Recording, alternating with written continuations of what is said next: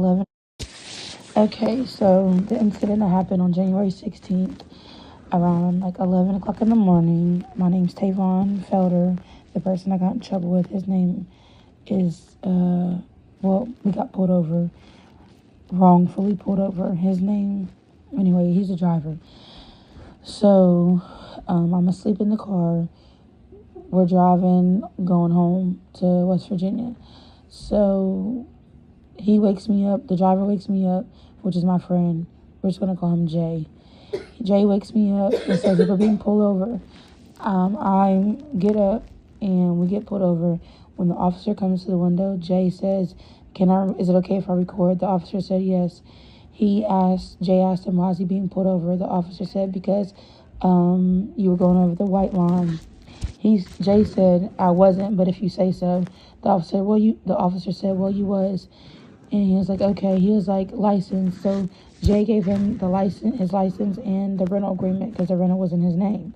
So he gives it to him. The officer takes it. I don't know if he takes it all the way back to his car to check it for real or what, because I didn't turn around. But he takes it and he comes back and asks him to step out the car.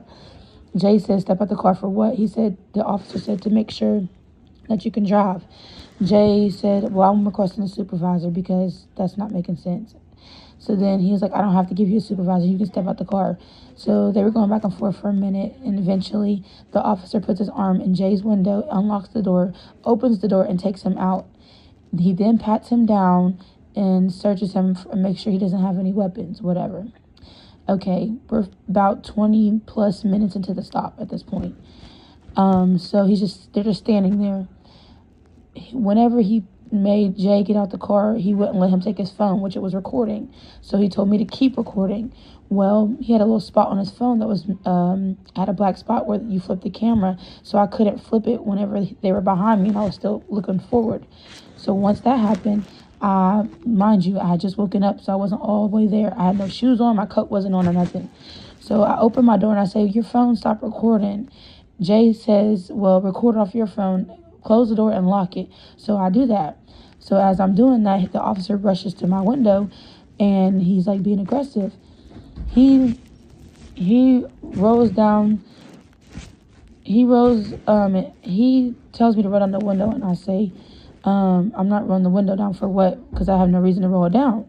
He said, I need to make sure you don't have any weapons. Well, he never said nothing to me the whole entire time he was talking to Jay about why he pulled him over and whatnot. So I just kept telling him no because I was scared. He was being aggressive. So I rolled down the window a little bit because I really couldn't hear what he was saying. So I rolled down a little bit. So whenever he was telling me to get out the car, I kept telling him no. He stuck his arm in the window to unlock the door.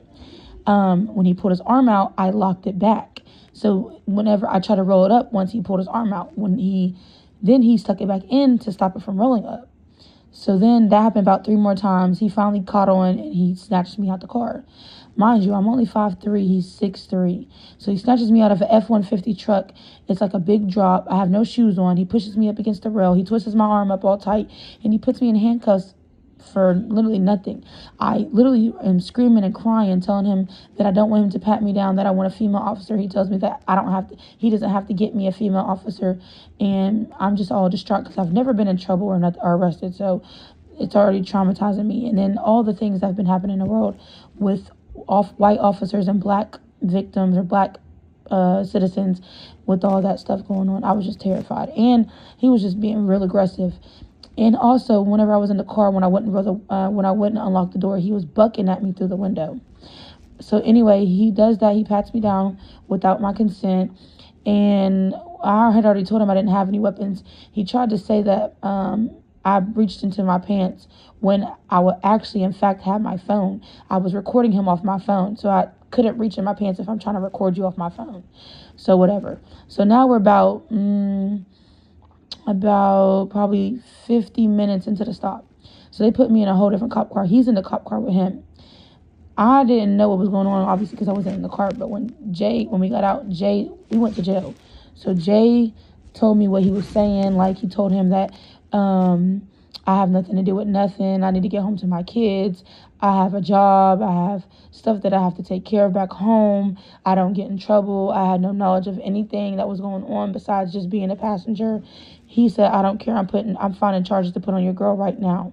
He discriminated me. He said I look like a man. He was making jokes about Jay, saying he looks like a girl because he has long locks.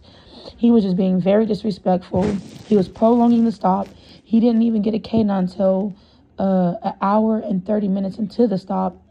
And then after that, they kept tapping on the car multiple times with this black stick trying to get the dog to alert. He had to call 3 different canines to even get a canine. After we was getting ready to go to jail, the sergeant was there at like close to the end, and he asked me specifically, like, what do I want out of the truck? I told him I wanted my belongings. I had clothes, I had some Nike Dunks, I had my iPhone chargers, the Apple brand, my Apple Watch charger, the Apple brand. I had my bubble coat, my Beats headphones. I had all types of stuff, and they took it was like at least $400 worth, and they were supposed to send it to the jail with me for my inventory, and they did not do that. As well as the sergeant said I was allowed to take my phone to inventory. Well, when we got to the jail, the officer said he's taken our phones for evidence. So really, he was just mad because we was recording him off our phones, which that's our First Amendment. I don't know why he did all that, but the stop itself was unlawful, prolonged. The whole stop was unconstitutional, and then like he's just a cricket cop, and I don't know if he has things of something against women or what, but I don't know. It was a lot.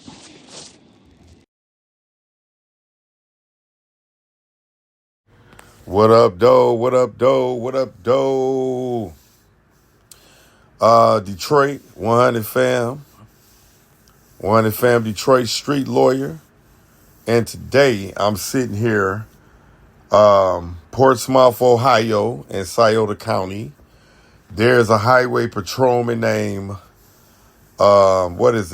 Nicholas something. You know, it'd be in the description, the name and everything. But he has racially profiled black men and women by constantly saying that people are driving over the white line, and they're using that as a pretext to pull over black motorists, those with out-of-state tags, those with rental cars, and things of that nature.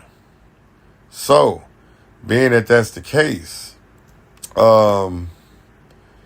he pulls people out with no warrant. He searches cars.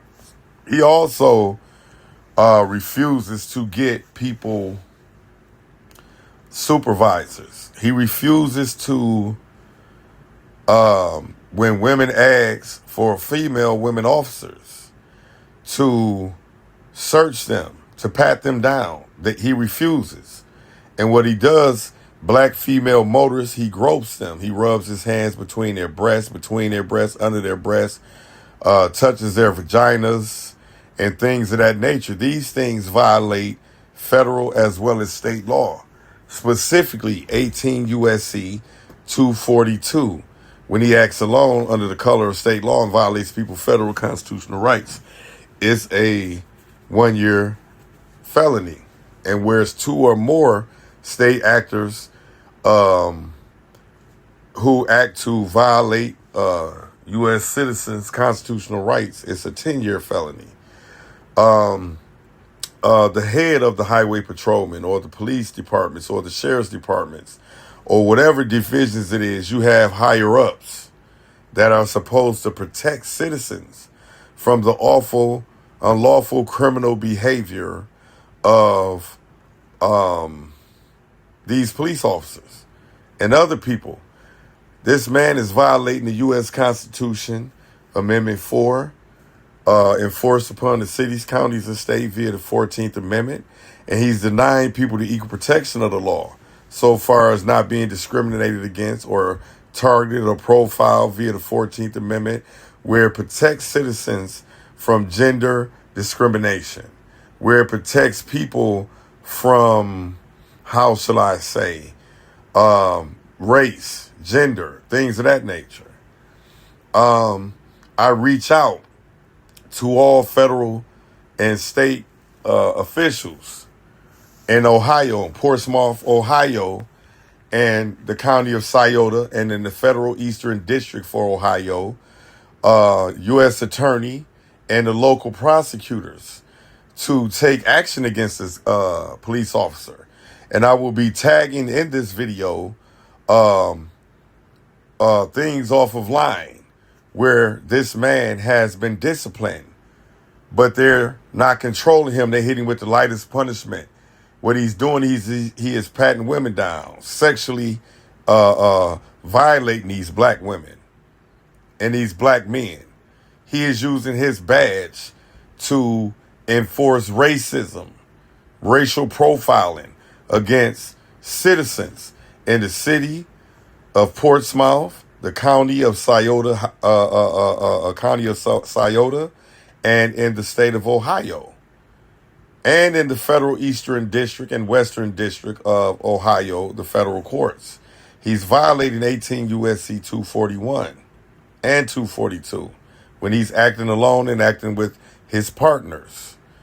You see, and we call on people to please sign this petition, in which I will put in the description the link where we have 100+ signatures to get this man prosecuted, disciplined, thrown in jail.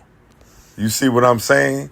So with that said, Mantime Media, my friend, my buddy, he is helping me with this campaign, and I ask for the Nation of Islam, the Moorish Americans, and other people throughout the United States and the federal territory to let's shine light on Portsmouth, Ohio, in the county of Scioto, and in the state of Ohio. With that said, thank you. God bless you. And we demand that federal, city, county, and state officials prosecute this man. Failure to do so, you will be held accountable for their actions for failure to protect, which you have a duty under the 14th Amendment, the city, the county, and the states, and the 5th Amendment when it comes to the federal government. Thank you. God bless you. 100 Family, Detroit Street Lawyer. I'm out.